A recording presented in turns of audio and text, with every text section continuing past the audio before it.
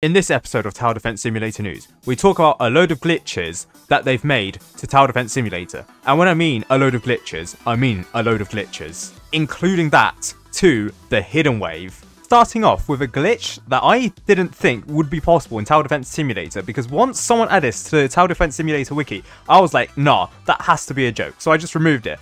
But Menton did confirm this. So there is a bug that apparently appeared on the 16th of April where triumphing in Fallen mode after restarting a lost hidden wave match allows the player to gain the hidden wave rewards for just triumphing Fallen mode, including badges and achievements. What this means, that right, is in solo mode you can go to any map, say, I don't know, Hotspot, and then activate hidden wave on that. Actually, I don't think Hotspot is a good map because I don't know how feasible it is to beat the Fallen King in under 60 seconds.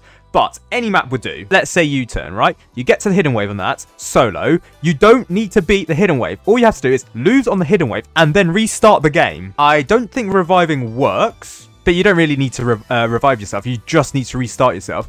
But you don't need to activate anything else for the hidden wave. You just need to beat Fallen mode, and all of a sudden you get the hidden wave badge, including the achievement, which is the awakened achievement in the rewards, and the hidden wave badge. In fact, you can actually see when people started to discover this glitch around April 26th, where after this, you got 1,000 people a day getting the hidden wave badge, whereas previously, after March 27th, you only got around 100 to 200 a day. Whereas previously to that, you got like less than 100 a day. Now, this isn't the longest while. This isn't the highest amount that anyone has gotten for the hidden wave badge. That would be around August time when the badge was first released. Then people were getting 1,000 per day, but that's because it was a new badge. After this, people were getting only like 50, 49 a day. But as you can see, the recent glitch where beating Fallen mode after activating the hidden wave has caused the influx of new people getting the hidden wave badge, which has slightly inflated the amount of people who have the hidden wave badge,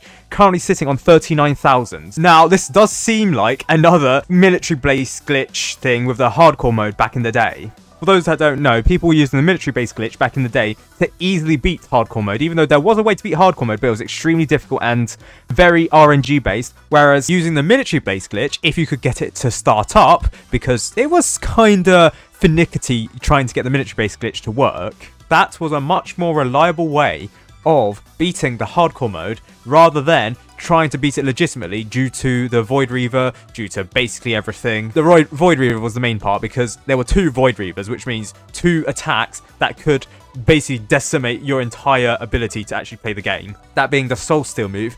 If that happened too many times, you were toast. Now, if you compare this to the hidden wave, isn't particularly that difficult. It's just trying to find the people for it. And also, you kind of do need at least, I believe, a trio or quad. You can probably do it duo. Solo, probably not. Not without the use of glitches, at least, as is the case here. And yes, Menton has just did this. In fact, this is how he got the hidden wave badge. He didn't actually have the hidden wave. He was part of the 1,000 or so people per day that used this glitch to get the hidden wave stuff. Now, this does lead me on to the question on whether or not the developers would do anything to those people who have beaten the hidden wave. Firstly, they can track games now, so they can track who glitched the hidden wave to beat Fallen mode and then get the badge. So it's easily traceable given the fact that games are being tracked. However, would there be any repercussions? And to that, I'd say I don't know. For now, the developers have said nothing, no repercussions yet. However, with a similar incident in the past, that being the military-based glitch for hardcore mode,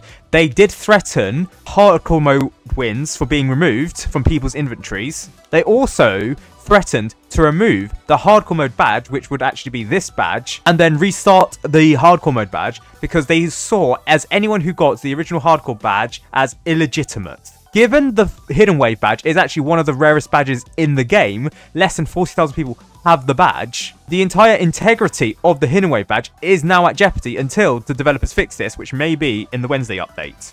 That means you're potentially looking at perhaps around 7,000, 8,000 people getting the hidden wave badge when they shouldn't have done it in the first place through solo mode. Now, I'm not sure if that warrants the hidden wave badge being removed and then replaced with an entirely new badge because people glitched the hidden wave badge. However, less extreme things has happened in the past when it comes to bug abusing glitches. After all, they did disable the military base after the military base glitch was discovered just so that it can patch it. You never know in this case that the developers may remove the hidden wave badge? I don't think they would, but given that they did try and do this after the miniature-based glitch for hardcore mode, but they couldn't because, well, that would be impractical, because at the time they weren't tracking games, maybe here, because they can track games, that they would do this. Furthermore, they've actually changed a hidden wave, probably through a glitch, where initially the wave would change from 40 to 41. However, now it remains the same on 40 before going over into question mark, question mark, question mark. Furthermore, when it comes to the Awakened Fallen King, its display name has changed to be that of just the Fallen King. This is actually a relatively old bug, back from the 15th of January 2025, but the Awakened Fallen King is actually no longer called the Awakened Fallen King. Now, this is technically accurate because the Awakened Fallen King is just the second phase of the Fallen King. And then when it rage modes, that's the third phase of the Fallen King. And this is why that the Awakened Fallen King does not have its own logbook. It is just the Fallen King, just with a different skin, if you can see it through that. Like a tower, for example. It's just that with this, it gets more health and defense. Next, we have something that I don't think I ever covered. So, baseplate L and baseplate W were removed before the Ducky Revenge event. However, they were also removed from the index. So, they no longer appear here. They did use the Badlands 2 icon, so it was kind of glitchy. But the fact that they no longer appear in the index suggests to me that they just removed baseplate W and baseplate L completely. Even more bizarrely, they removed it from actually, it never appeared in admin mode, but given the fact that admin mode advertised like event maps, for example, with like Rotfield being in there and Headache Headquarters being in there, why can't baseplate W and baseplate L be there? Because here's the thing, right? Baseplate L and baseplate W still appear in the daily quests. So this suggests to me that they are at least in the game's code, it's just they're not publicly available. So I wonder if there are like yearly maps where they return for just one day on April 1st every single year. Similar to how Headache Headquarters returns for 1 week starting on April the 1st, lasting for 7 days up until April 8th. Next, something that was never really advertised was that PvP mode has actually been removed. As you can see, the lobby has been updated with these cones and police tape to mention the fact that PvP has been removed. This was actually done quite recently in the 1.62.0, so for the duration of the Ducky Revenge event, for a week, it was here. And actually, I do believe that initially, people were using PvP mode